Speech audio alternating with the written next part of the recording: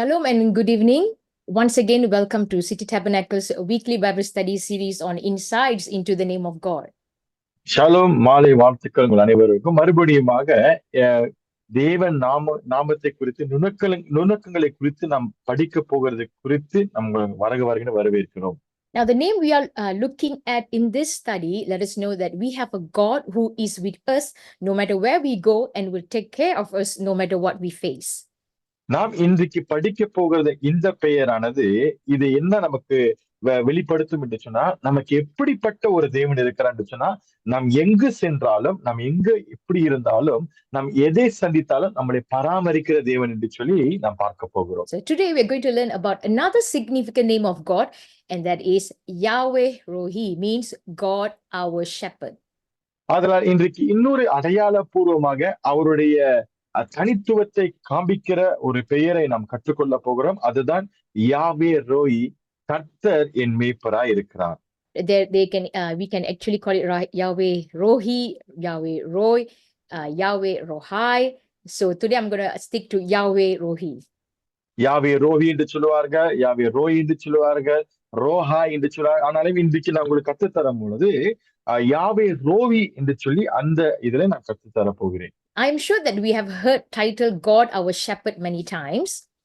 கண்டிப்பாக கர்த்தர் நம் மேய்ப்பராக இருக்கிறார் என்று சொல்லி இந்த வாக்கியத்தை பலமுறை நாம் கேட்டிருந்தாலும், so during 80s and 90s, most Christians' houses has this framed picture of Jesus surrounded with sheep and Jesus with his gentle look on his face carrying a lamb around his neck. 80ஆம் ஆண்டில் 90ஆம் ஆண்டில் பார்க்கும் பொழுது அநேக கிறிஸ்தவர்கள் வீட்டில் பார்த்தீங்க சொன்னால் அநேகருக்கு இப்படி ஒரு புகைப்படம் இருக்கும். இயேசு கிறிஸ்து நிற்கிறது போல அவரை சுத்தி அநேக ஆடுகள் நின்று அவரை அதை பராமரிப்பது என்று சொல்லி அப்படிப்பட்ட ஒரு புகைப்படத்தை நாம் பார்க்க முடியும். But today we don't see those big phrase anymore. ஆனாலும் இன்றைக்கு இந்த காலகட்டத்தில் பார்க்கும் பொழுது அப்படிப்பட்ட புகைப்படங்களை பார்ப்பது மிகவும் குறைவாக தான் இருக்கிறது. But we also take worship songs mentioning God as our shepherd, like கர்த்தர் என் மேய்ப்பராய் இருக்கிறதால். ஆனாலும் நீங்கள் சொன்ன மாதிரி இப்படிப்பட்ட பாடல்களை நம்ம எடுத்து பாடுவது உண்டு. So Christians are familiar with the title God is my shepherd. ஆனா கிறிஸ்தவர்களை பார்க்கும் பொழுது கர்த்தர் என் மேய்ப்பரா இருக்கிறார் என்று சொல்லி அந்த வாக்கியத்தை பல முறையில் நாம் கேட்டிருக்கிறோம். But very rare we apply Yahweh Rohi in worship or prayers. ஆனாலும் நம் ஜெபங்களிலும் நம் ஆராதனை வேளைகளிலும் யாவே ரோயி என்று சொல்லி அந்த பெயரை பயன்படுத்துவதில் நமக்கு குறைவாக இருக்கிறது. Now the Hebrew word for shepherd is the word Rohi, which means to tend, pasture or shepherd. Roi என்றால் எபிரேல் வார்த்தையானது ரோஹி, அதோடைய அர்த்தம் என்னவென்றால் மேய்ப்பன் என்றுதான் அதோடைய அர்த்தமாக இருக்கு. அப்படி என்றால் பராமரித்து பாதுகாத்து வழி நடத்துகிறவர் அப்படின்னு சொல்லி. Okay, now I'm going to open this to the floor. Well, where do we get the phrase the Lord is my shepherd in the Bible, and who wrote it? If you know the answer, you can put it in the chat box. உங்க இடத்துல நான் ஒரு கேள்வி கேட்கிறேன். எந்த இடத்தில் வேதாகமத்தில் எந்த புஸ்தகத்தில் இப்படியாக கர்த்தர் என் மேய்ப்பரா இருக்கிறார் என்று சொல்லி போடப்பட்டிருக்கிறது? யாரு அந்த காரியத்தை எழுதினது? நீங்க உங்களுக்கு பதில் தெரிஞ்சா நீங்க அப்படியாக சாட் பாக்ஸ்ல போடலாம். 1 minute. Yes, the first one, Brother Victor and family, Psalm 23, and then Amara, correct. Sister Patricia, Sarah Joseph, correct. Thank you for your response. நீங்க சரியாக தான் சொல்லி வந்து கொண்டிருக்கிறீர்கள். Okay, now is correct. Psalm 23 consists of 6 verses and it was written by David. 23ஆம் சங்கீதத்தை நாம் வாசிக்கும் பொழுது அங்க 6 வசனங்கள் இருக்கிறது. இந்த சங்கீதத்தை எழுதினவர் தாவீது. And God is compared to a shepherd who is taking care of his sheep because God is such a good shepherd for us. தாவீது அங்கு எழுதும் பொழுது ஆண்டவரை நல்ல மேய்ப்பன் என்று சொல்லி அப்படியாக ஒப்பிட்டு தாவீது அந்த இடத்தில் எழுதுகிறார். Because the shepherd provides everything we need: food, water, protection and shelter. ஏனென்றால் ஒரு நல்ல மேய்ப்பன் என்று சொல்லும் பொழுது தன்னுடைய ஆடுகளுக்கு தண்ணீர், உணவு, பாதுகாப்பு, அது மட்டுமல்லாமல் அது தங்குகிற இடமானது எல்லாத்தையும் தயார் செய்கிறதா ஒரு மேய்ப்பனாக இருக்கிறார். So this psalm also let us know that God is with us as long as we live. இந்த சங்கீதமானது இப்படியாக நம்மிடத்தில் வெளிப்படுத்துகிறது, நாம் இந்த உலகத்தில் ஜீவன் இருக்கிற வரையிலும் கர்த்தர் நமக்கு அவர் மேய்ப்பராகிறார், அவர் வெளிப்படுகிறார். Okay, so when David would have written Psalm 23, now the reference to the valley of shadow of death and enemies can make us to think of Saul, his father-in-law, and Absalom, his own son who sought for his life, suggests that Psalm 23 was penned later in his life rather than while he was a shepherd boy tending to his sheep. இந்த 23ஆம் சங்கீதத்தை பார்க்கும் பொழுது தாவீது எப்ப எழுதினான்னு சொன்னால், அதாவது தாவீதினுடைய மாமனார் சவுலும் தன்னுடைய சொந்த குமாரனாகிய அப்சலமும் அவருடைய உயிரை எடுப்பதற்கு தேடிக்கொண்டிருக்கும் பொழுது அப்பொழுதுதான் இந்த சங்கீதத்தை அவர் எழுதினார் என்று சொல்லி நாம் பார்க்கிறோம். அவர் மேய்ப்பனாக முதல்ல. What was David's job before he became king? அவர் தாவீது அவன் ராஜாவாக மாறுவதற்கு முன்பாக அவனுடைய தொழில் என்னவாக இருந்தது? As was previously said, David was a shepherd. சொன்னது போல தாவீது ஒரு மேய்ப்பனாக இருந்திருக்கிறான். And you can read it in 1 Samuel chapter 16 verse 11, because Jesse, David's father, will answer to Samuel that his younger son is tending the sheep in the field.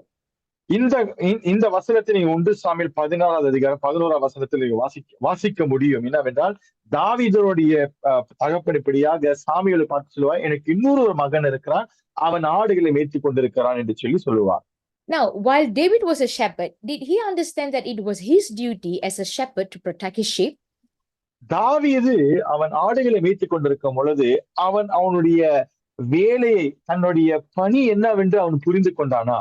Yes, and how we know that? கண்டிப்பாக புரிந்து கொண்டான். எப்படி நமக்கு தெரியும் என்று சொன்னா, because in 1 Samuel chapter 17 verse 34 and till 37, David will explain to King Saul about how he has been keeping his father's sheep. இங்க 1 Samuel 17ஆம் அதிகாரம் 34 37 வசனம் வரையில் நாம் வாசிக்கும் பொழுது தாவீது சவுல் ராஜா இடத்துல வந்து சொல்லுவான், நான் ஆடுகளை நான் எப்படி காப்பாற்றுவேன் என்று சொல்லி அவன் விவரமாய் அந்த இடத்துல பேசுவான். And he will explain further and say that when a lion or bear came and carried off a sheep from the flock, David will go after it, struck it, and rescues the sheep from its mouth. And when it turned on him, he will seize it by its hair, struck it, and kill the lion. தாவீது சொல்லுவார், கரடியும் சிங்கமும் இப்படியாக என்னுடைய ஆடுகளை தாக்க வரும் பொழுது அதுக்கு வாயிலிருந்து அதை நான் காப்பாற்றுவேன். அப்படியாக இந்த கரடியும் சிங்கம் என் பக்கத்தில் திரும்பும் பொழுது அதைகளை கொன்று போட்டேன் என்று சொல்லி சொல்லுவார். So David knows his duty. A good shepherd endures cold, a heat, a sleeplessness, weariness, and danger to care for his sheep. அதனால் தாவீதுக்கு நன்றாக தன்னுடைய பணி என்னவென்று அவனுக்கு நன்றாக தெரிந்திருந்தது என்று சொன்னால், அந்த குளிரிலும் அப்படியாக அந்த உஷ்ணத்திலும் தூங்காத இரவிலும் இப்படியாக அவன் கலப்பாய் இருக்கும் போது எந்த நேரத்திலும் தன்னுடைய ஆடுகளை பாதுகாக்கிற ஒரு மேய்ப்பனாக காணப்பட்டான் தாவீது. So in Psalm 23, what metaphor or figure of speech or image does David use? 23ஆம் சங்கீதத்தை வாசிக்கும் பொழுது இந்த இடத்தில் ஆண்டவரை தாவீது எப்படியாக விவரிக்கிறான் என்று நாம் பார்க்கிறோம். In Psalm 23, David is picturing himself as a sheep. 23ஆம் சங்கீதத்தை பார்க்கும் பொழுது தாவீது தன்னை ஆடாக அவன் எண்ணிக்கொள்கிறான். He uses a metaphor speaking from the viewpoint of a sheep in the first 4 verses. இங்க முதல் 4 வசனத்தை வாசிக்கும் பொழுது ஒரு ஆடாக தான் அவன் எப்படியாக இருக்கிறான் என்று சொல்லி அப்படியாக அந்த இடத்துல அவர் உரைக்கிறார். And that makes a lot of sense because practically everyone is familiar with sheep. இது பார்க்கும் பொழுது நமக்கு சிந்தனையில கண்டிப்பாக இது எட்டுகிற ஒரு விஷயமாக இருக்கிறது என்று சொன்னா, ஆடுகளை குறித்து எல்லோருக்கும் அறிந்த ஒரு விஷயங்கள் இருக்கிறது. Okay, now let's see what the Bible says about sheep. இப்பொழுது வேதாகமம் ஆடுகளை குறித்து என்னத்தை சொல்லுகிறது என்று சொல்லி நாம் கவனிப்போம். In Isaiah chapter 53 verse 6, the Bible refers man as sheep. ஏசாயா 53ஆம் அதிகாரம் 6வது வசனத்தை நாம் வாசித்து பார்க்கும் பொழுது இங்க மனிதர்களை ஆடுகளாக இப்படியாக குறிக்கப்படுகிறது. Let's read Isaiah chapter 53 verse 6. We all like sheep have gone astray, each of us has turned to our own way, and the Lord has laid on him the iniquity of us all. நாம் எல்லோரும் ஆடுகளைப் போல வழி தப்பி திரிந்து அவனவன் தன் வழியிலே போனோம், கர்த்தரோ நம்முடைய நம் எல்லோருடைய அக்கிரமத்தையும் அவர் மேல் விழ பண்ணினார். So men are like sheep. So what do sheep do? இங்க பார்க்கும் பொழுது மனித குலத்தை பார்க்கும் பொழுது ஆடுகளை போல இருக்கிறார்கள். ஆடுகள் என்று சொன்னா ஆடுகள் என்ன செய்யும்? They stray. அவர்கள் தொலைந்து போவார்கள், வழி தப்பி போவார்கள். Now observe the word we all, for all mankind, but then the use of each here brings to a very personal level. இங்க பார்க்கும் பொழுது நம் எல்லோரும் என்று சொல்லி இப்படி பார்க்கிறோம். நம்ம எல்லோரும் அப்படியாக குறிக்கிறது. அதனால் தனிப்பட்ட முறையில் நம்ம இடத்துல பேசுகிறது கூட நாம் பார்க்கிறோம். So God says mankind is like sheep. You know, God says mankind is like sheep. ஏசாயால வாசிக்கும் பொழுது ஆண்டவர் சொல்லுகிறார், நாம் எல்லோரும் ஆடுகளை போல இருக்கிறோமா. You know, a dog can often find their way home, but not sheep. ஒரு நாய் பார்க்கும் பொழுது அது தன்னுடைய இடத்திற்கு மறுபடியுமாய் வந்துவிடும். ஆனா ஆடுகள் அப்படி அல்ல. So no matter how far the sheep wander, if the sheep are really his, he will find them and bring them home. And this truth should encourage you and me. ஆடுகள் எப்படி வழி தப்பி திரிந்து போகிறதோ அதே போல வழி தப்பி திரிந்து போகும் பொழுது ஆண்டவர் எப்பொழுதும் மறுபடியுமாக அவர் அண்டில் சேர்க்கிற ஒரு தேவனாக இருக்கிறார். இது நமக்கு பலப்படுத்த வேண்டும். Now we're going to learn a few characteristics of some sheep and how they are relevant to people and mankind. இப்பொழுது சில ஆடுகளுடைய குணாதிசயத்தை நாம் கற்றுக்கொள்ள போகிறோம். இது மனிதர்களுக்கு நாம் எப்படி ஒப்பிட்டு பார்க்க முடியும் என்று சொல்லி கவனிக்க போகிறோம். Okay, bear with me. Now Webster's dictionary definition for sheep is a timid and defenseless creature. Webster's அகராதியில பார்க்கும் பொழுது ஆடு அதை பார்க்கும் பொழுது அது பயந்ததாகவும் அதே நேரத்துல தன்னை காப்பாற்றிக்க முடியாத ஒரு நிலைமையுள்ள ஒரு மிருகமாய் இருக்கிறது. Number one, sheep are unintelligent. முதலாவது பார்த்தோம் என்று சொன்னால் ஒரு ஆடுகளை பார்க்கும் பொழுது அதற்கு யோசிக்க முடியாத அல்லது அறிவில்லாத ஒரு மிருகமாய் இருக்கிறது. The sheep are incredibly unintelligent animals who frequently repeat their mistakes rather than learning from them. ஆடுகளை பார்க்கும் பொழுது அதை கற்றுக்கொள்ளாது, ஆனாலும் அதை செய்கிற தவறை மறுபடியுமாய் செய்கிற ஒரு மிருகமாய் இருக்கிறது. They tend to stray, become lost and cannot find their way back. அது அப்படியாக வழி தப்பி போய் காணாப்பை மறுபடியுமாய் திரும்பி வர முடியாத ஒரு மிருகமாய் இருக்கிறது. Now there's one story shared by a farmer about sheep and it's funny. ஒரு உழவர் இப்படியாக ஒரு ஆடை குறித்து ஒரு கதையை சொல்லியிருந்தார். One farmer said that if you have a bunch of sheep in a barn and stretch a rope across the door before you let them out. அதாவது நீங்க ஆடுகளுக்கு ஒரு இடம் இருக்கிறது, அந்த ஆடுகளை அந்த இடத்தை விட்டு வெளியாக்க வேண்டும் என்று சொன்னா அது அந்த வாசல்ல அதுக்கு பாதியா ஒரு கயிறை கட்டி விடுங்க அப்படின்னு சொல்லி. When the sheep come out of the barn, the first few will jump over the rope. So ஆடுகள் அது அப்படியாக அந்த வாசல்ல வெளியாகும் பொழுது என்ன செய்யும் என்று சொன்னா கயிறு கட்டி இருக்கிறது என்று சொல்லி அந்த கயிறு மேல பாய்ந்து குதித்து சில ஆடுகள் அப்படியாக ஓடும். And then if you cut the rope, the remaining sheep will still jump over the invisible rope because it's what the rest of the flock did. பிறகு நீங்க பாத்தீங்கன்னா அந்த கயிறு எடுத்து விட்டுருந்து சொன்னா பின்னாடி வர மத்த ஆடுகள் என்ன செய்யும், முன்னாடி அந்த ஆடுகளா குதித்து ஓடுறதுனால கயிறு இல்லாவிட்டாலும் அதுங்களும் குதித்து தான் ஓடும். Now it must be funny to watch them. இதை பார்க்கும்போது கண்டிப்பாக வெகுளியாக தான் இருக்கும். But I mean that it is not smart at all and we can see why God compares us to sheep. ஆனா இதுல ஒன்று புரிகிறது, ஆடுகளை பார்க்கும் பொழுது அதுக்கு யோசிக்கிற தன்மை ஒன்று இல்லை. இதுதான் ஆண்டவர் சொல்லுகிறார், மனிதனிடத்தில் ஒப்பிட்டு பேசுகிறார்.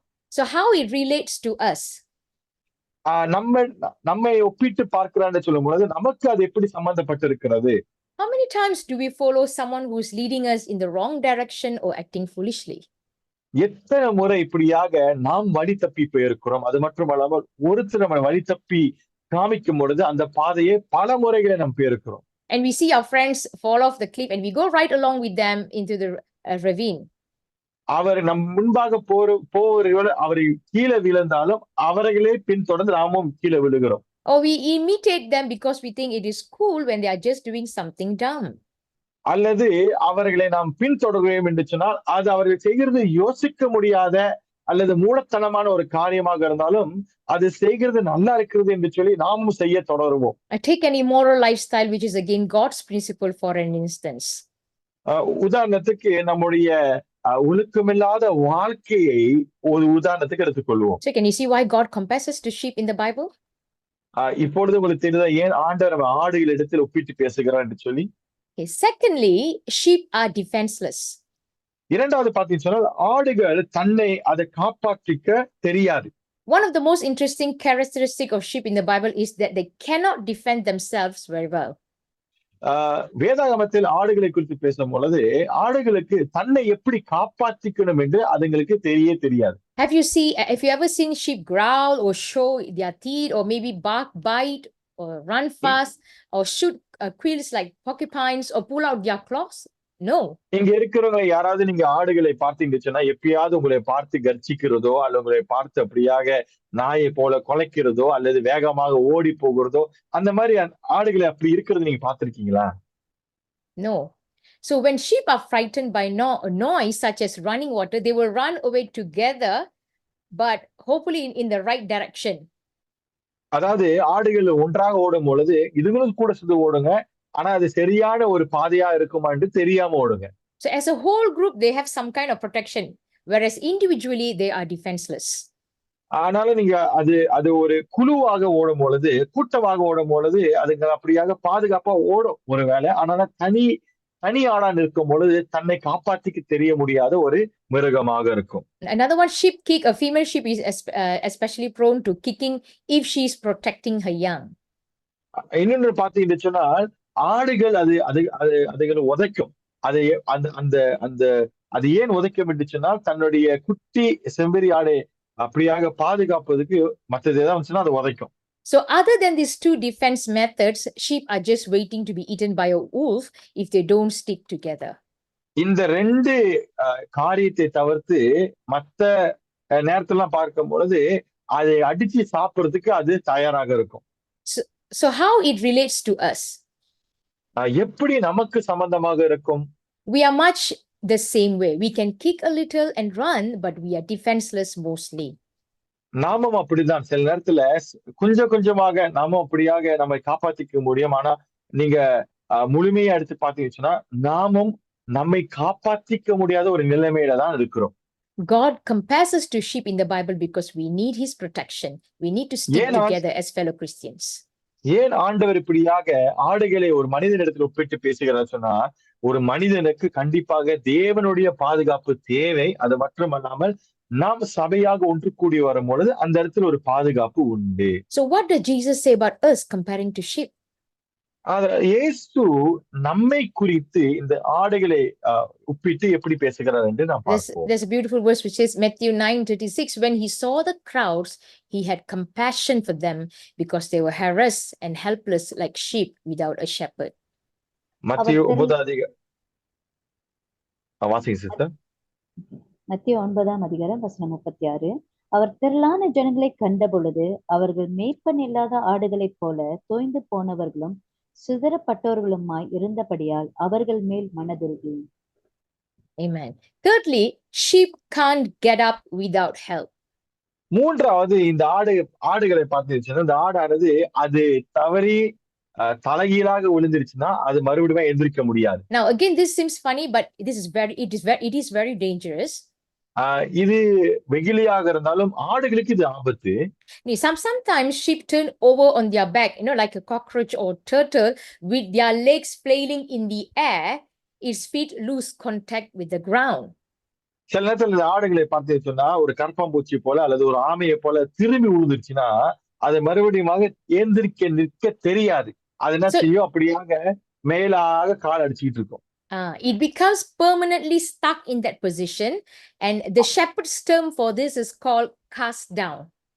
அது அப்படியாக படுத்துக்கிட்டு அப்படியாக கால் அடிச்சுக்கிட்டே உட்கார்ந்துருக்கும். இந்த மேய்ப்பர்களை இது என்ன சொல்லுவாருன்னு சொன்னா தள்ளப்பட்டது என்று சொல்லி அந்த வார்த்தையை பயன்படுத்துவார்கள். So a cast sheep is a pitiful sight. It will die if the shepherd does not lift it and put it back on his feet. இந்த தள்ளப்பட்ட ஆடுகளானது அல்லது திரும்பி விழுந்த ஆடுகளானது அது மறுபடியும் அது கால்களை திருப்பி போடாமல் இருந்தால் அல்லது ஒருவன் அது மறுபடியும் திருப்பி போடாமல் அது அதே நிலையில் செத்து போயிடும். And when in this position, it is completely helpless to the predator around it. இந்த மாதிரியான ஒரு நிலைமை வரும் பொழுது ஒரு தாக்கல் உண்டானது, மத்த மிருகம் தாக்குதல் வச்சுன்னா அதுக்கு எந்த ஒரு உதவி அதால ஓட முடியாது, ஒண்ணும் செய்ய முடியாது. Now, how it relates to us? எப்படி நமக்கு இது சம்பந்தமாக இருக்கிறது? How often have we been cast down or flailing on our backs? எத்தனை முறை நாம் தள்ளப்பட்டிருக்கிறோம், எத்தனை முறை நாம் அப்படியாக விழுந்திருக்கிறோம். I think of a few times when I would have been in serious trouble without intervention from the Good Shepherd. சில நேரத்துல என்னுடைய வாழ்க்கை நான் யோசித்து பார்க்கும் பொழுது, இப்படியாக தள்ளப்பட்ட ஒரு நிலைமையில் வரும் பொழுது நல்ல மேய்ப்பராகிய ஆண்டவர் இயேசு கிறிஸ்து என்னை மறுபடியுமாய் தூக்கி எடுத்தார். I'm sure you had the experience too, where God has to lift you up and put you back in the right position. கண்டிப்பாக உங்களுக்கும் அந்த அனுபவம் இருந்திருக்க வேண்டும். கர்த்தர் நீங்கள் தள்ளப்படும் பொழுது உங்களையும் கைப்பிடித்து அந்த சரியான நிலைமைக்கு கொண்டு வந்திருப்பார். Thank goodness he loves us enough to get right sided. I know God compares us to sheep in the Bible for good reason. We are a mess without him. கர்த்தருக்கு ஸ்தோத்திரம். நன்றி சொல்லணும் என்று சொன்னா அவர் நம்மை மிகவும் நேசிக்கிறார். நம் சரியான ஒரு இடத்தில் அப்படியாக நம்மளை நிலைநிறுத்தி வைத்திருக்கிறார். அதனாலதான் கர்த்தர் நல்லதுக்கு தான் நம்மளை ஆடுகளை கூட அப்படியாக சம்பந்தப்படுத்தி வைத்திருக்கிறார். அவர் இல்லாவிட்டால் நம் வாழ்க்கையானது சரியாகவே இருக்காது. That's why it says in Isaiah chapter 40 verse 11, he will feed his flock like a shepherd. He will carry the lambs in his arms, holding them close to his heart. He will gently lead the mother sheep with their young. ஏசாயா 40 வசனம் 11, மேய்ப்பனை போல தமது மந்தையை மேய்ப்பார், ஆட்டுக்குட்டிகளை தமது புயத்தினால் சேர்த்து தமது மடியிலே சுமந்து கரவலாடுகளை மெதுவாய் நடத்துவார். I'm telling you all about the characteristics of sheep so that we can try to relate it to ourselves and how it relate to you. Yes, go on. இப்பொழுது நாம் எதை குறித்து படித்துக் கொண்டிருக்கிறோம் என்று சொன்னால், ஆடுகளை குறித்து நாம் கொஞ்சம் ஆராய்ச்சி செய்து கொண்டிருக்கிறோம். அப்பொழுது ஆடுகளுக்கும் நமக்கும் என்ன சம்பந்தம் இருக்கிறது வச்சு நாம் புரிந்து கொள்ள வேண்டும். Fourthly, sheep are emotional and recognize the shepherd's voice. நான்காவதாக, ஆடுகள் என்று சொல்லும் பொழுது உணர்ச்சி பூர்வமானது. அது மட்டுமல்லாமல் தன்னுடைய மேய்ப்பனுடைய குரலை, சத்தத்துக்கு செவி கொடுக்கிற ஒரு மிருகமாய் இருக்கிறது. This is where foolishness ends. இங்கதான் ஆடுகளுடைய மூடத்தனமானது முடிகிறது. Because sheep have an amazing instinct for knowing the voice of their shepherd. ஏனென்று சொன்னா, ஒரு ஆடு என்று சொல்லும் பொழுது தன்னுடைய மேய்ப்பனுடைய குரலை அதை அறிந்து கொள்வதற்கு அதுக்கு நல்ல ஒரு தன்மை இருக்கிறது. Amazingly, they will fear a stranger's voice and they will flee. அதாவது நீங்க பாத்தீங்கன்னா, வேறொருவருடைய குரலை கேட்கும் போது அது கண்டிப்பா பயம் எடுத்து அது ஓட செய்யும். So when God compares us to sheep, sometimes we struggle to recognize the shepherd's voice. ஆண்டவர் நம்முடைய ஆடுகள் என்று சொல்லும் பொழுது சில நேரத்தில் நாமும் மனிதர்களாய் கர்த்தருடைய குரலை மறந்தவர்களாய் காணப்படுகிறோம். Maybe we don't know his voice because we are not communing with him all day and all night like sheep do with their shepherd. ஒருவேளை அவருடைய குரல் நமக்கு தெரியாம இருக்கலாம். என்று சொன்னா அவரிடத்துல ஒரு உறவு இல்லாம இருக்கலாம், அவரோட சம்பாஷிக்காம இருக்கலாம், அல்லது அவரிடத்தில் நாம் பேசாம இருக்கிறதுனால, கேட்காத இருக்கிறதுனால அந்த குரலை என்னவென்று நமக்கு தெரியாம இருக்கலாம். However, we do have the ability to hear the shepherd's voice if we will stop and listen. ஆனாலும் நாம் அமைதியாக இருந்து பேசுங்க ஆண்டவர் என்று சொல்லும் பொழுது நம் மேய்ப்பருடைய குரலை நாம் கண்டிப்பாக கேட்க முடியும். Because John chapter 10 verse 27 says, my sheep hear my voice and I know them and they follow me. Jesus said this. யோவான் 10 அதிகாரம் வசனம் 27, என் ஆடுகள் என் சத்தத்திற்கு செவி கொடுக்கிறது, நான் அவைகளை அறிந்திருக்கிறேன், அவைகள் எனக்கு பின் செல்லுகிறது. Now I want you to take this time to reflect, when was the last time that you and I longed to hear our shepherd's voice? இந்த நேரத்தை எடுத்து நீங்க கொஞ்சம் யோசித்து பாருங்க. எப்ப கடைசியாக நீங்க அமைதியா இருந்து என் மேய்ப்பர் என்னோடு பேசட்டும் என்று சொல்லி அந்த ஒரு இடத்தை கொடுத்திருக்கீங்க ஆண்டவருக்கு? If it's been some while, now is the best time to start a conversation with our good shepherd and learn to recognize his voice. ரொம்ப நாளா ஆச்சு என்று சொல்லி நீங்கள் அப்படியாக உணர்ந்து கொண்டால் இப்பொழுது உங்களுக்கு இதுதான் உங்களுடைய சரியான நேரம் மேய்ப்பனுடைய குரலை கேட்பதற்கு. Lastly, கடைசியாக, sheep cannot care for themselves when wounded. அதாவது ஒரு ஆடானது தனக்குன்னு ஒரு காயம் ஏற்படும் பொழுது அதுக்கு தன்னை பராமரிக்க தெரியாது. When sheep get a wound or a bite, they can't care for themselves. அதாவது ஒரு ஆடை பார்க்கும் பொழுது அதுக்கு ஒரு புண்ணு வரும் பொழுது, அதுக்கு காயம் ஏற்படும் பொழுது அது தன்னை பராமரிக்க அதுக்கு தெரியாது. Now, other animals lick a wound until it heals, but not sheep. மற்ற மிருகங்களை பார்க்கும் பொழுது அதோடைய புண்ணுகளை ஆறுவதற்கு அது என்ன செய்யும் என்று சொன்னால் அது அப்படியே சுத்தப்படுத்தி கொண்டே இருக்கும். ஆனாலும் ஆடுகள் அப்படி அல்ல. Sheep need a shepherd to tend to their injuries. ஆடுகளானது அதுக்கு ஒரு மேய்ப்பன் கண்டிப்பாக இருக்க வேண்டும் அதனுடைய காயங்களை ஆற்றுவதற்கு. So a good shepherd would look after the wound constantly until it was healed completely. அதனால் ஒரு நல்ல மேய்ப்பனை பார்க்கும் பொழுது தன்னுடைய ஆடுகளுக்கு காயம் ஏற்படும் பொழுது அந்த காயமானது ஆற வேண்டும். அது ஆற வரைக்கும் அவன் அதை பராமரித்துக் கொண்டிருப்பதுதான் ஒரு நல்ல மேய்ப்பன். We can relate this to a Bible verse in Psalms chapter 147 verse 3. சங்கீதம் 147 அதிகாரம் 3வது வசனத்தை நாம் வாசித்து இதை நாம் புரிந்து கொள்ள முடியும். He heals the broken-hearted and binds up their wounds. 147 சங்கீதம் வசனம் 3. இருதயம் நொறுங்குண்டவர்களை குணமாக்குகிறார், அவருடைய காயங்களை கட்டுகிறார். Or how he wants to look after our wounds. எப்படி நம்முடைய காயங்களை அவர் கட்டுகிறார் என்று சொல்லி பாருங்க. Because oftentimes we are broken-hearted, depressed, stressed, and we need his healing. ஏன்னா அநேக நேரத்துல பாத்தீங்கன்னா நம்ம இருதயம் நொறுங்குண்டவர்களாக காணப்படுவோம், நம்ம அழுத்தத்துக்குள்ளாக காணப்படுவோம், நமக்கு அப்படியாக எடுத்துக்கொள்ள முடியாத ஒரு நிலைமையில இருக்கும் பொழுது அவருடைய தொடுதலானது சுகத்தின் தொடுதலானது நமக்கு தேவைப்படுகிறது. So we need to let him touch us and go through the process of his healing for these wounds. ஆதலால் அவரை நாம் தொடுவதற்கு நாம் அனுமதிக்க வேண்டும். அது மட்டுமல்லாமல் அனுமதிக்கும் பொழுது நம் காயங்களை ஆற்றுவராய் அவர் காணப்படுவார். This is why God compares us to sheep in the Bible. இதனாலதான் ஆண்டவர் நம்மை ஆடுகளுக்கு சம்பந்தப்படுத்தி பேசுகிறார் வேதாகமத்தில். Our lifestyle choices and behavioral tendencies resemble so much of sheep. ஏன் என்று சொன்னா நம்முடைய வாழ்க்கையில செய்கிற ஒவ்வொரு தீர்மானமாக இருக்கட்டும், நம்முடைய குணாதிசயமானது நம் அந்த ஆடுகளை போலதான் நாம் நடந்து கொண்டிருக்கிறோம்.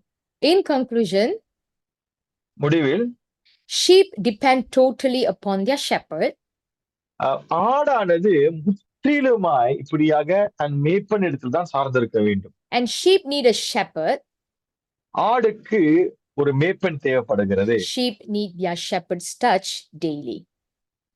அந்த ஆடுக்கு தன் மேய்ப்பனுடைய தொடுதல் தினமும் தேவைப்படுகிறது. So how we put ourselves in the place of the sheep, we have to depend totally upon our God. அதனால் நம்ம எப்படி அந்த ஆடுகள் இடத்துல நம்ம வைக்க முடியும்? நாம் எப்பொழுதும் நம் அப்படியாக சார்ந்திருக்கிற ஒரு நபராக நாம் மாற வேண்டும். And we need God as our shepherd. அது மட்டுமல்லாமல் ஆண்டவன் நம்முடைய மேய்ப்பனாக நமக்கு தேவை. And we need the touch of God daily in our lives. அது மட்டுமல்லாமல் தேவனுடைய தொடுதல் நமக்கு தினமும் தேவைப்படுகிறது. Now I'm going to speak about Jehovah Rohi. இப்பொழுது யெகோவா ரோஹி குறித்து நாம் பேசுவோம். Now people have a wrong misconception in their mind about God of the Old Testament. இந்த பழைய ஏற்பாடு தேவன் என்று சொல்லும்போது அநேகர்களுக்கு இப்படியாக தவறான எண்ணிக்கைகள் இருக்கிறது. They picture a God who is fearful, awesome, majestic, and who seems distant, and often he's far removed from their personal life and their everyday trials and afflictions. இந்த தேவனை குறித்து பழைய ஏற்பாடு தேவனை குறித்து வாசிக்கும் பொழுது அவரை பயப்படத்தக்கவர், அவர் மகத்துவமானவர், அவர் உயர்ந்தவர், அவர் தூரமாய் இருப்பவர். அது மட்டுமல்லாமல் நம் வாழ்க்கைக்கும் அவருக்கும் சம்பந்தமில்லாத ஒரு வாழ்க்கை என்று சொல்லி இப்படியாக நாம் தப்பு கணக்கு போட்டுக் கொண்டிருக்கிறோம். But in Psalms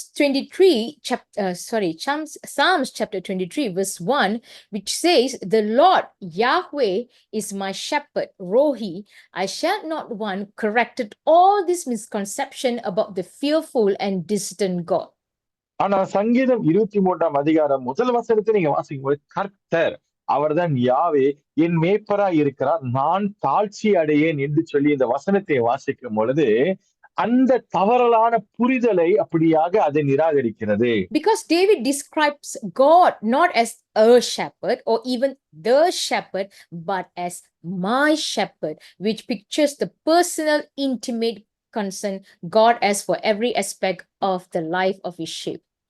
ஏன்னா தாவீது நீங்க பாத்தீங்க, அவர் இப்படியாக எழுதியிருக்கிறார். அவர் இப்படி எழுதவில்லை. ஒரு மேய்ப்பராய் அப்படி எழுதவில்லை, அல்லது அந்த மேய்ப்பன் என்று சொல்லி எழுதவில்லை. ஆனாலும் இப்படியாக எழுதுகிறார். என் மேய்ப்பராய் இருக்கிறார் என்று சொல்லும் பொழுது, அவர் என்னோட தனிப்பட்ட ஒரு மேய்ப்பராக இருக்கிறார் என்று சொல்லி இப்படியாக அவர் எழுதுகிறார். Isn't that wonderful? இது ஒரு அருமையான விஷயம் அல்லவா? Because God is the high and exalted one who lives forever, whose name is holy, but he draws near to care for his lowly sheep.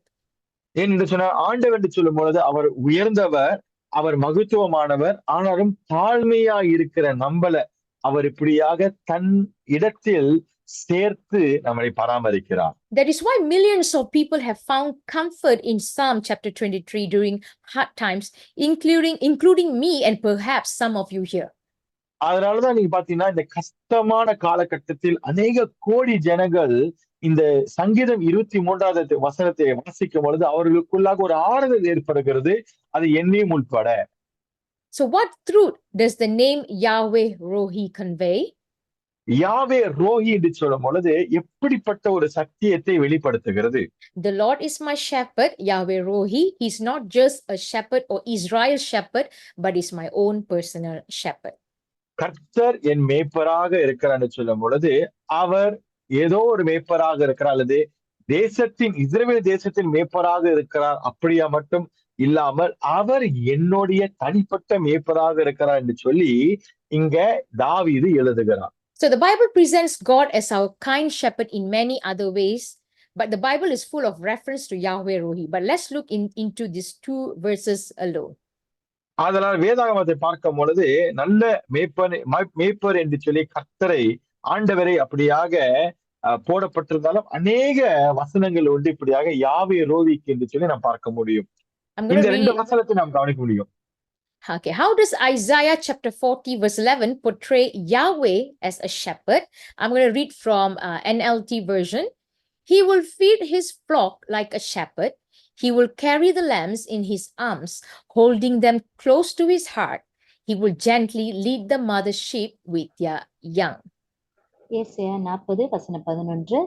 மேய்ப்பனை போல தமது மந்தையை மேய்ப்பார், ஆட்டுக்குட்டிகளை தமது புயத்தினால் சேர்த்து தமது மடியிலே சுமந்து கரவல் ஆடுகளை மெதுவாய் நடத்துவார். I am going to break down the single verse to show you in depth. இந்த வசனத்தை ஒன்றொன்றாக நான் பிரித்தும் எடுத்து நான் காமிக்க போகிறேன். He will feed his flock like a shepherd. மேய்ப்பனை போல தமது மந்தையை மேய்ப்பார். God loves to identify himself with a shepherd. ஆண்டவர் தன்னை அவர் மேய்ப்பனாக வெளிப்படுத்துவார். It refers to all the care of a shepherd over his flock. அப்படி என்றால் ஏன் அப்படியாக வெளிப்படுத்த சொன்னா, அவர் மேய்ப்பராக இருந்து தன்னுடைய ஆடுகளுக்கு அவர் இப்படியாக பராமரிப்பதை என்று சொல்லி வெளிப்படுத்துகிறார். And means to tend, to guard, to govern, to provide pasture, to defend from danger as a shepherd does his flock. அதை வழிநடத்துவதாக இருக்கட்டும், பாதுகாப்பாக இருக்கட்டும், அல்லது அதுங்களை எப்படியாக சரிப்படுத்துவதாக இருக்கட்டும், அல்லது அதுங்களுக்கு உணவு கொடுக்கிறதாக இருக்கட்டும், எல்லா ஆபத்திலிருந்து காப்பாற்றுவதாக இருக்கட்டும், எல்லா விதத்திலும் தன்னை மேய்ப்பராக அவர் வெளிப்படுத்துகிறார். So that is how God looks at us, and that is how he cares for us. அப்படிதான் அவர் அப்படியாக பார்க்கிறார், அப்படிதான் நம்மளை பராமரித்துக் கொண்டிருக்கிறார். Secondly, he will carry the lambs in his arms. இரண்டாவது பார்க்கும்போது ஆட்டுக்குட்டிகளை தமது புயதினால் சேர்த்து என்று சொல்லி வாசிக்கிறோம். Holding them close to his heart. அப்படி என்றால் அவருடைய இருதயத்துக்கு நேராக பக்கத்தில் அவர் வைத்திருக்கிறார். Now lamb is small, vulnerable, weak newborn. இந்த சின்ன குட்டி ஆடையை பார்க்கும் பொழுது கொஞ்சம் பலவீனமாக தான் இருக்கும். And okay, how it resembles us here, God will use his powerful arm to gather the weak ones in the flock, such as newly born souls, weak believers, those who are treated lowly and feels lowly in their own eyes, and he will carry them close to his heart. அதாவது அவரை தமது கரத்தினால் எப்படி சேர்ப்பார் என்று சொன்னார். இதை நாம் வாசிக்கும் பொழுது இப்படியாக நாம் யோசிக்க வேண்டும். ஆண்டவர் மகா வல்லமை உடையவர், யாரெல்லாம் பலவீனமாக இருக்கிறாரோ தமது கரத்தினால் சேர்க்கிறார். இந்த புதிய ஆத்மாக்களை பார்க்கும்போது தம்முடைய கரங்களால் சேர்க்கிறார். அது மட்டுமல்ல, யாரெல்லாம் தள்ளப்பட்டு இருக்கிறார்களோ, யாரெல்லாம் ஒதுக்கப்பட்டிருக்கிறாரோ அவருடைய வல்லமை கரத்தினால் அவர் சேர்த்திருக்கிறார். Which is expressive of very great affection to them, such being greatly loved as a whole close to his heart. அவருடைய பாசத்தை அந்த இடத்தில் அப்படியாக வெளிப்படுத்துகிறார். நாம் அதிகமாய் நேசிக்கப்பட்டிருக்கிறோம் என்று சொல்லி அந்த இடத்துல ஆதாரபூர்வமாய் நாம் வாசிக்க முடிகிறது. Church, you and I have a good and loving shepherd. உங்களுக்கும் எனக்கும் நல்ல மேய்ப்பன் மட்டுமல்லாமல் நமக்கு நல்ல அன்பை பொழிகிற ஒரு மேய்ப்பனர் இருக்கிறார். And thirdly, he will gently lead the mother sheep with their young. நாம் மூன்றாவது வாசிக்கிறோம், இப்படியாக தமது மடியில் சுமந்து நம்மளை மெதுவாய் நடத்துவார். Gently lead as a thoughtful shepherd. நம்மளை மெதுவாய் நடத்துகிற, நமக்குன்னு யோசித்து மெதுவாய் நடத்துகிற தேவன் அவர். Now the next one, what does Ezekiel chapter 34 verse 11 and 12 teach about God as a shepherd? அடுத்ததாக எசேக்கியேல் 34 அதிகாரம் 11, 12 வாசிக்கும் பொழுது ஆண்டவர் மேய்ப்பராக இருக்கிறார் என்று சொல்லி இதில் நாம் என்னத்தை கற்றுக்கொள்ள முடியும்? Okay, note that Ezekiel chapter 34 is a prophecy of the restoration of Israel, but our purpose of reviewing this text is to see what it teaches about God as a shepherd.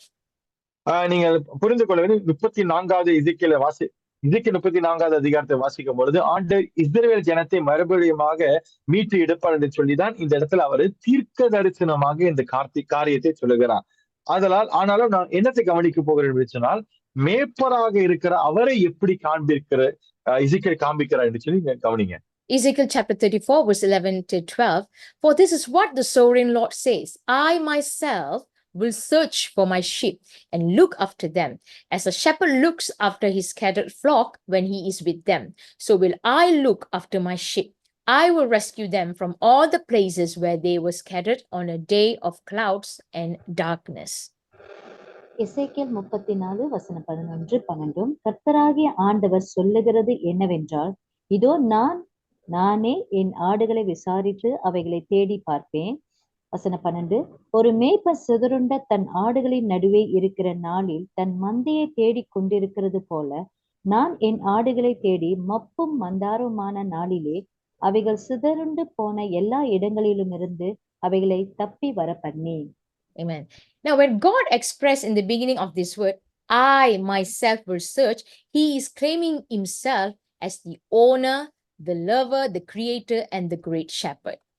இங்க 34வது அதிகாரம் 11 வசனத்தை வாசிக்கும் பொழுது முக்கியமா இந்த வாக்கியத்தை இதோ நானே என்று சொல்லும் பொழுது அவர் என்ன சொல்கிறார் சொன்னா, நான் தான் உங்களுடைய ஓனராக இருக்கிறேன். So who is this declaring I will?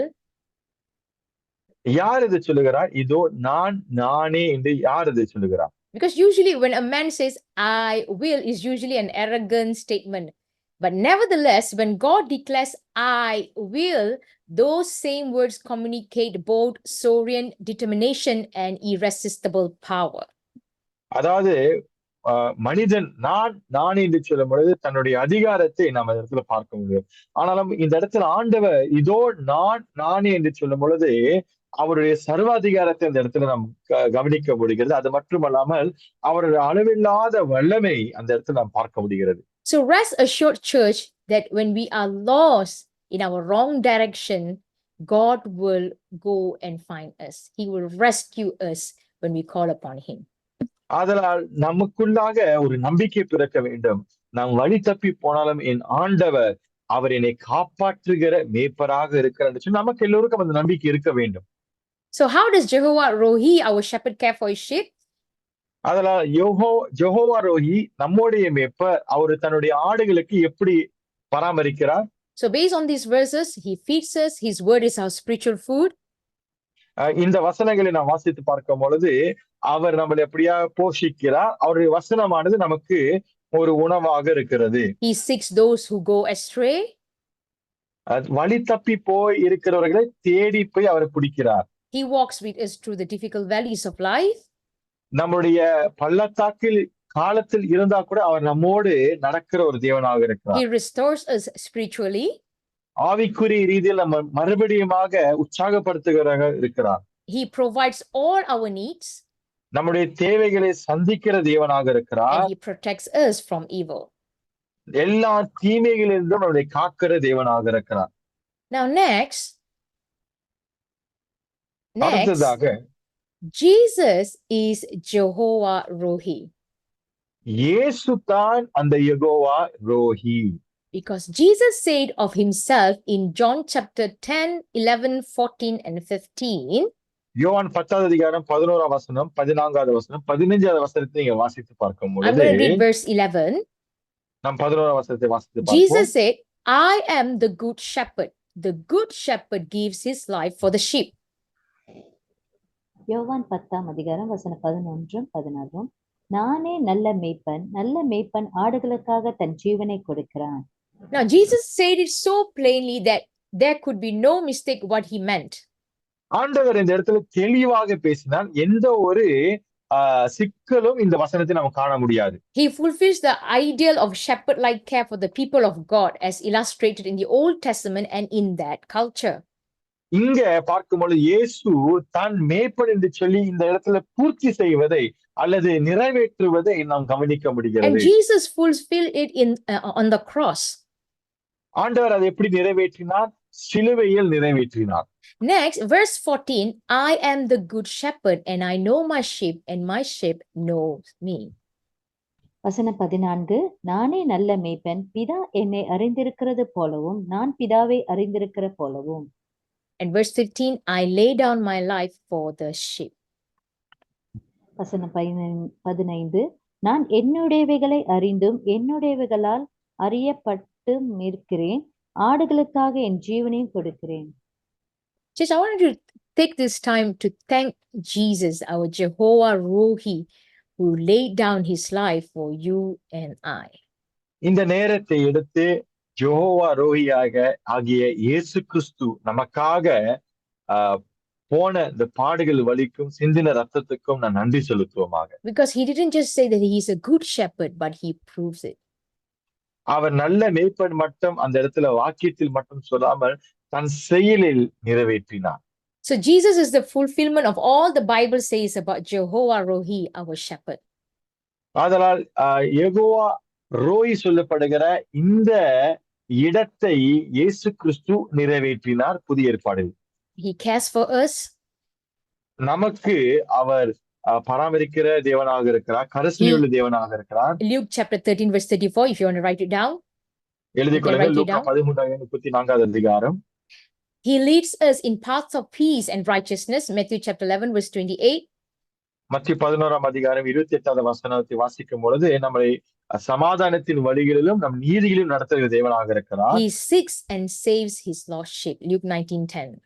லூக்கா 19ஆம் அதிகாரம் 10வது வசனத்தை வாசிக்கும் பொழுது அவரை நம்மை தேடி காப்பாற்றுகிற தேவனாக Now இருக்கிறார். Jesus made his position clear in Luke 19:10. For the Son of Man came to seek and to save the lost. லூக்கா 19ஆம் வாசிங்க சிஸ்டர். லூக்கா 19ஆம் அதிகாரம் வசனம் 10 இழந்து போனதை தேடவும் ரட்சிக்கவுமே மனுஷகுமாரன் வந்திருக்கிறார் என்றார். Amen. The good shepherd left heaven to come looking for his lost sheep. நல்ல மேய்ப்பராகிய ஆண்டவர் பரலோகத்தை விட்டு இழந்து போன தேடவும் ரட்சிக்க மனுஷகுமாரனே அவர் வந்திருந்தார். And he will seek and save us. அவர் நம்மளை தேடி நம்மளை எப்பொழுதும் காப்பாற்றுகிற தேவனாக இருக்கிறார். And John chapter 10 verse 27 says, my sheep hear my voice and I know them and they follow me. And verse 28 says, and I give them eternal life and they shall never perish, neither shall anyone snatch them out of my hand.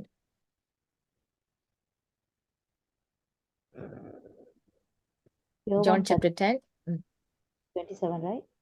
27 and 28. என் ஆடுகள் என் சத்தத்திற்கு செவி கொடுக்கிறது நான் அவைகளை அறிந்திருக்கிறேன் அவைகள் எனக்கு பின் செல்லுகிறது. So how Jesus as Yahweh Rohi relevant for us today? ஆதலால் இங்க யாவே ரோஹி சொல்லப்படுற இயேசு கிறிஸ்துவான இன்றைக்கு நமக்கு அவர் எப்படி வெளிப்படுகிறார்? Jesus, the good shepherd, made the ultimate sacrifice for us. He died that we might live forever. இயேசுவானவர் நல்ல மேய்ப்பர். அவர் இப்படியாக நமக்கு என்று தன்னை கொடுத்து அவர் மரித்து நமக்கு நித்திய ஜீவனை கொடுத்தார். He's a good shepherd. அவரே நல்ல மேய்ப்பராக இருக்கிறார். And if we follow him, Jesus will transform our life to be like him. நாம் அவரை பின்தொடர்கிற ஒரு விசுவாசியாக இருந்தால் நாம் அப்படியாக அவரை போல மாறுகிற ஒரு விசுவாசியாக மாறிவிடுவோம். That's what it says, that Jesus is the great shepherd. Let's read Hebrews chapter 13 verse 20 till 21. Now, எபிரேயர் 13ஆம் அதிகாரம் 20 லிருந்து 21 வசனம் வரையில வாசிப்போமாக. Now may the God of peace, who through the blood of the eternal covenant brought back from the dead our Lord Jesus, that great shepherd of the sheep, equip you with everything good for doing his will, and may he work in us what is pleasing to him through Jesus Christ, to whom be glory forever and ever. Amen. எபிரேயர் 13 வசனம் 20-21. நித்திய உடன்படிக்கையின் இரத்தத்தினாலே ஆடுகளுடைய பெரிய மேய்ப்பரான நம்முடைய கர்த்தராகிய இயேசுவை மரித்தோரிலிருந்து ஏறி வர பண்ணின சமாதானத்தின் தேவன் இயேசு கிறிஸ்துவை கொண்டு தமக்கு முன்பாக பிரியமானதை உங்களில் நடப்பித்து நீங்கள் தம்முடைய சித்தத்தின்படி செய்ய உங்களை சகலவித நற்கிரிகைகளும் சீர்தொறுந்து உள்ளவர்களாக அவருக்கு என்றென்றைக்கும் மகிமை உண்டாவதாக. ஆமென். Amen. So our Lord Jesus, that great shepherd of the sheep, make you complete in every good work to do his will, working in you what is well pleasing in his sight. நம்முடைய கர்த்தராகிய இயேசுவை பார்க்கும் பொழுது நல்ல மேய்ப்பராகிய அவர் என்ன செய்கிறார்? நம்மளுடைய வாழ்க்கையில் இருக்கிற எல்லா காரியத்தையும் அவர் பூர்த்தி செய்து அவருடைய சித்தத்தின்படியே நம் வாழ்க்கையை அவர் அமைக்கிறார். And Jesus is called as chief shepherd in 1 Peter chapter 5 verse 4, because he is coming again so that his sheep will be with him forever and to receive the reward. When the chief, let's read 1 Peter chapter 5 verse 4. When the chief shepherd, Jesus, appears, you will receive the crown of glory that does not fade away. 1 பேதுரு 5 வசனம் 4. அப்படி செய்தால் பிரதான மேய்ப்பர் வெளிப்படும்போது மகிமையுள்ள வாடாத கிரீடத்தை பெறுவார்கள். Amen. Now we know that we have a good shepherd and a great shepherd with us. நமக்கு நன்றாக ஒரு காரியத்தை நம்ம நன்றாக புரிந்து கொண்டோம், படித்துக் கொண்டு வேண்டாம். நமக்கு நல்ல மேய்ப்பர் ஒருவர் இருக்கிறார். அது மட்டுமல்ல பிரதான மேய்ப்பர் ஒருவர் இருக்கிறார். Now I'm going to as I was preparing for this Bible study, the notes, I stumbled upon this research and about this misconception, and I would like to take this time to share with you all. நான் இந்த வேதாகமத்தை ஆராய்ச்சிக்கு நான் தயார் செய்து கொண்டிருக்கும் பொழுது குழப்பமான இந்த ஒரு காரியத்தை குறித்து நான் வாசித்தேன். இந்த காரியத்தை உங்கள்கிட்ட பேச வேண்டும் என்று சொல்லி நான் அப்படியாக நான் பேச இருக்கிறேன். It's about breaking the leg of a lamb. அதாவது ஆடுகளுடைய கால்களை உடைத்து அப்படி சொல்லி பல முறை நம்ம கேள்விப்பட்டிருக்கலாம். Yeah, maybe you have heard the story about how a shepherd would break the leg of a stubborn lamb to keep it from continuing to wandering. அதாவது ஒரு மேய்ப்பன் அந்த ஆடு தப்பி தொலைந்து போனுச்சு என்று சொன்னால் அதை கண்டுபிடித்து அந்த ஆடுடைய காலை உடைத்து அவரை சுமந்து கொண்டு வருவார் என்று சொல்லி நாம் அதை கேள்விப்பட்டிருக்கலாம். Yeah, after the leg was broken, he would bind the wound and carry the lamb around his neck until the leg was mended. அவர் அந்த காலை உடைத்த பிறகு அவரே அந்த உடைத்த காலை அப்படியாக பராமரித்து அப்படியாக அதுக்கு மருந்து போட்டு அது ஆறுற வரைக்கும் அப்படியாக அவர் அப்படியே பார்த்து கொண்டிருப்பார். In turn, the lamb would learn his lesson and not wander off any longer. அதாவது அந்த மாதிரி செய்யும் பொழுது அந்த ஆடானது அதோடைய பாடத்தை கற்றுக்கொண்டு இனி அது தொலைந்து போகாம இருக்க அது பயத்தோடு இருக்கும்.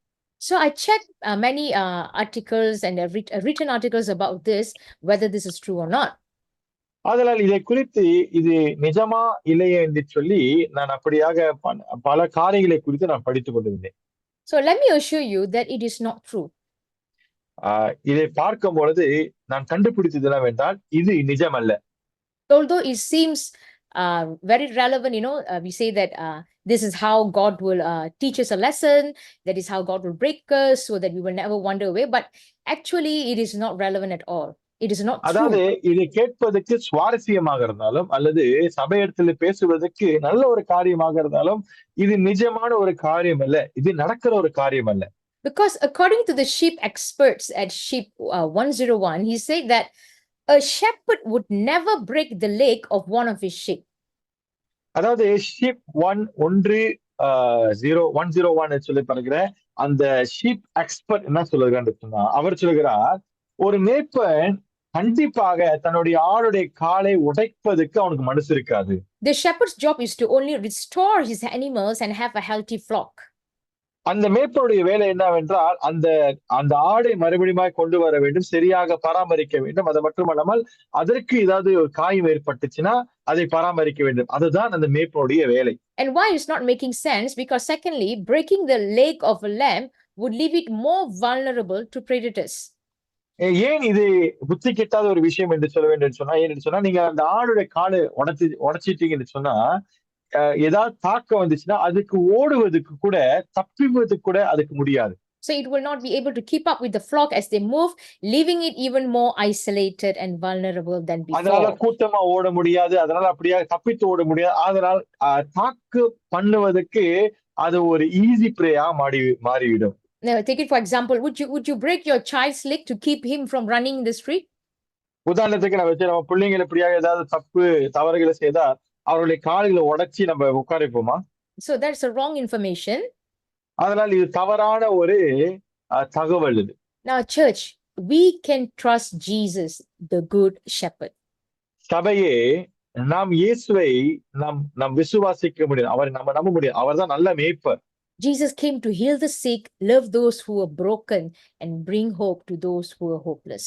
ஆண்டவராகிய இயேசு கிறிஸ்து அவர் சுகப்படுத்தவும், அதே நேரத்துல நொறுங்குண்டவர்களை அப்படியாக சரிப்படுத்தவும், அதே நேரத்துல இந்த உலகத்துக்கு ஒரு நம்பிக்கையை அவர் கொண்டு வந்திருக்கிறார். He laid down his life for his sheep, not break them. தன்னுடைய ஆடுகளுக்கு தன்னுடைய ஜீவனை கொடுத்தார் தவிர அவர் ஆடுகளை அவர் உடைக்கவில்லை. I believe that we would take a lesson from sheep and run to the good shepherd who will lead us to the spring of living waters and take care of us forever. ஆதலால் நான் நம்புகிறேன், விசுவாசம் என்னவென்றால், இந்த பாடத்திலிருந்து ஒரு ஆடாக நாம் யோசித்தோம் என்று சொன்னால், நம்முடைய நல்ல மேய்ப்பனிடத்தில் நாம் ஓடுவதற்கு நாம் தயாராக இருக்க வேண்டும். அப்பொழுது அந்த நல்ல மேய்ப்பனானவர் என்ன செய்வார் சொன்னா, நம்மள ஒரு ஜீவ தண்ணீருக்குள்ளாக வழிநடத்துவார். Above that we would truly know our value as one who is priceless to our good shepherd. அது மட்டுமல்லாமல் நம்முடைய மேய்ப்பருக்கு நாம் எல்லோரும் விலை உயர்ந்தவர்களாய் காணப்படுகிறோம். Now wherever you are, நீங்கள் எங்க இருந்தாலும், I post this Psalm 23 and we can read together. I'll read it in English, one verse after one verse, and Sister Christine will repeat it in Tamil. நாம் என்ன செய்ய போகிறோம் என்று சொன்னால், சங்கீதம் 23ஆம் வசனத்தை நாம் வாசிக்க போகிறோம். ஒரு வசனமாக நாம் வாசிக்க போகிறோம். சிஸ்டர் கிறிஸ்டினா பிறகு அவங்க தமிழ்ல அதை செய்வாங்க. So as you are reading this, know that the shepherd here is Yahweh Rohi. அதனால் நீங்கள் இதை வாசிக்கும் பொழுது இங்க இருக்கிற மேய்ப்பர் என்று சொல்லும் பொழுது அதுதான் யாவே ரோஹி என்று சொல்லி குறிக்கப்பட்டிருக்கிறது. You can read together. You don't have to turn on the mic, but you can read it wherever you are. நீங்கள் மைக் அன்மியூட் பண்ண வேணாம், நீங்கள் எங்க இருந்தாலும் நீங்கள் இதை வாசிக்க நாம் கேட்கிறோம். Psalm chapter 23, the Psalm of David, verse 1. The Lord is my shepherd, I lack nothing. Sister Christine? சங்கீதம், தாவீதின் சங்கீதம். கர்த்தர் என் மேய்ப்பராய் இருக்கிறார், நான் தாழ்ச்சி அடையேன். Verse 2. He makes me lie down in green pastures. He leads me beside quiet waters. வசனம் 2. அவர் என்னை புல்லுள்ள இடங்களில் மேய்த்து அமர்ந்த தண்ணீர்கள் அண்டையில் என்னை கொண்டு போய் விடுகிறார். Verse 3. He refreshes my soul. He guides me along the right paths for his name's sake. வசனம் 3.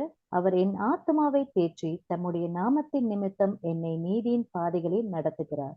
Verse 4. Even though I walk through the darkest valley, I will fear no evil, for you are with me. Your rod and your staff, they comfort me. வசனம் 4. நான் மரண இருளின் பள்ளத்தாக்கிலே நடந்தாலும் பொல்லாப்புக்கு பயப்படேன். தேவரே என்னோடு கூட இருக்கிறேன். உமது கோலும் உமது தடியும் என்னை தேற்றும். Verse 5. You prepare a table before me in the presence of my enemies. You anoint my head with oil. My cup overflows. வசனம் 5. என் சத்துருக்களுக்கு முன்பாக நீர் எனக்கு ஒரு பந்தியை ஆயத்தப்படுத்தி என் தலையை எண்ணெயினால் அபிஷேகம் பண்ணுகிறேன். என் பாத்திரம் நிரம்பி வழிகிறது. And lastly, surely your goodness and love will follow me all the days of my life, and I will dwell in the house of the Lord forever. வசனம் 6. என் ஜீவனுள்ள நாளெல்லாம் நான் நன்மையும் கிருபையும் என்னை தொடரும். நான் கர்த்தருடைய வீட்டிலே நீடித்த நாட்களாய் நிலைத்திருப்பேன். Finally, I would like to pray together with you all. I would like to pray, and I'm கடைசியாக நான் உங்களோட ஜெபம் பண்ண போகிறேன். going to apply Psalm chapter 23 in this prayer. இந்த ஜெபத்தில் இப்படியாக இந்த சங்கீதம் 23ஆம் சங்கீதத்தை நான் அபியாசிக்க போகிறேன். So wherever you are, let's pray together. எங்க நீங்கள் இருந்தாலும் என்னோட கூட ஜெபம் பண்ணுங்க. Jehovah Rohi, thank you for being our good shepherd who watches over us. Jehovah ரோஹி, எங்களுடைய நல்ல மேய்ப்பனாய் இருப்பதற்காய் நன்றி. நம்மளை காண்கின்ற தேவன் நீர். Because of that, we all have whatever that we need. அது நிமித்தமாய் நமக்கு என்ன தேவை இருக்கிறதோ அந்த தேவைகளை நீர் சந்திக்கிறீர். Thank you for the peaceful pastures that you guide us throughout our life and for the living water you've granted us. நீர் எங்களுக்கு கொடுத்த அந்த சமாதானத்துக்காக நன்றி செலுத்துகிறோம். அது மட்டுமல்லாமல் ஜீவ தண்ணீருக்குள்ளாக எங்கள் ஜீவனை நீர் எடுத்துச் சென்றதுக்காக நாங்கள் நன்றி செலுத்துகிறோம். Please restore our soul every day and help us apply your words in our life. எங்களுடைய ஆத்துமாவை நீர் அப்படியாக புதுப்பித்து தினமும் உம்முடைய வசனத்தை எங்களுடைய வாழ்க்கையில் அபியாசப்படுத்துவதற்கு நீர் எங்களுக்கு உதவி செய்யும். Guide us on the right path, Yahweh Rohi, for my blessings and your glory.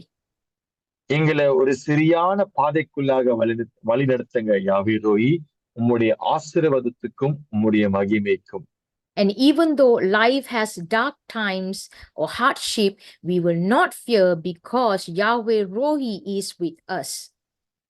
எங்க வாழ்க்கையில் இப்படியாக ஒரு இருளான காலகட்டம் வந்தாலும் ஒரு கடுமையான காலகட்டம் வந்தாலும் நாங்கள் தாழ்ச்சி அடைய மாட்டோம் என்று சொன்னால் யாவே ரோஹி எங்களோடு கூட இருக்கிறார். Thank you for your Holy Spirit and word that reassures us and bring us back into peace. உம்முடைய பரிசுத்த ஆவியானவருக்காக நன்றி செலுத்துகிறோம். உம்முடைய வார்த்தையானது மறுபடியும் எங்களுக்கு நம்பிக்கை கொடுத்து மறுபடியும் எங்களை சமாதானத்துக்குள்ளாக வழிநடத்துவதற்காக நன்றி செலுத்துகிறோம். We are grateful for all the goodness in our lives. எங்க வாழ்க்கையில நடக்கிற நன்மைகளுக்காக நாங்கள் நன்றி செலுத்துகிறோம். And no matter what the enemy tries, you, Lord, break down the spiritual strongholds and nothing shall prevail over me and your will. எவ்வளவுதான் சத்ருவான எப்படியாக என்னை தாக்க அவன் முயன்றாலும் கர்த்தராகிய ஆண்டவர் நீர் அந்த ஆவிக்குரிய கட்டுகளை உடைத்து எதுவும் என்னை அப்படியாக தூக்கி போடாதபடிக்கு உம்முடைய சித்தமானது என்னோடு கூட இருக்கிறது ஆண்டவரே. Please anoint our heads and spirit with the oil of gladness and strengthen us for the kingdom work you've called us to. ஆண்டவரே, எங்களுடைய தலைகளும் ஆவிகளும் அப்படியாக உம்முடைய ஆனந்த தைலத்தால் எங்களை அப்படியாக நிரப்பி உம்முடைய ராஜ்யத்தின் வேலைக்காக நீர் அழைத்தபடியால் எங்களை பலப்படுத்தும். Let our cup overflows with your love and blessings. உம்முடைய அன்பினாலும் உம்முடைய ஆசீர்வாதத்தினாலும் எங்களுடைய பாத்திரம் நிரம்பி வழியிட்டு. We see that your goodness and grace is ever present for us every day of our lives. உம்முடைய நன்மையும் கிருபையும் தினம்தோறும் எங்கள் வாழ்க்கையில் செயல்படுவதற்காக நாங்கள் நன்றி செலுத்துகிறோம். We are blessed beyond measure that Jesus made a way for us to dwell in the house of God for all eternity. நாம் இப்படியாக அளவுக்கு அதிகமாய் நாம் ஆசீர்வதிக்கப்பட்டிருக்கிறோம் என்று சொன்னால் ஆண்டவராக இயேசு கிறிஸ்து பிதாவின் வீட்டில் எப்பொழுதும் அல்லது நித்தியத்துக்கு எங்களுக்கு ஒரு இடத்தை கொடுத்ததற்காக நன்றி செலுத்தி இயேசு கிறிஸ்து நாமத்தில் ஜெபிக்கிற நல்ல பிதாவே, ஆமென். Amen. God bless each one of you. Thank you for being with us, and I hope that we will stick and we will believe and we will trust Jehovah Rohi, the Lord, our shepherd. See you again next week. God bless. கர்த்தராகிய இயேசு கிறிஸ்து ஆண்டவர் உங்களை ஒவ்வொரு பேரையும் ஆசீர்வதிப்பாராக. அது மட்டுமல்லாமல் எப்பொழுதும் யாவே ரோகியை சார்ந்திருங்க, அவரே பிடித்திருங்க, அவரே நீங்கள் விசுவாசிங்க. அவர்தான் நமக்கு நம்பிக்கையாகவும் நமக்கு பராமரிக்கிற தேவனாகவும் சமாதானமாகவும் இருக்கிறார். ஆமென்.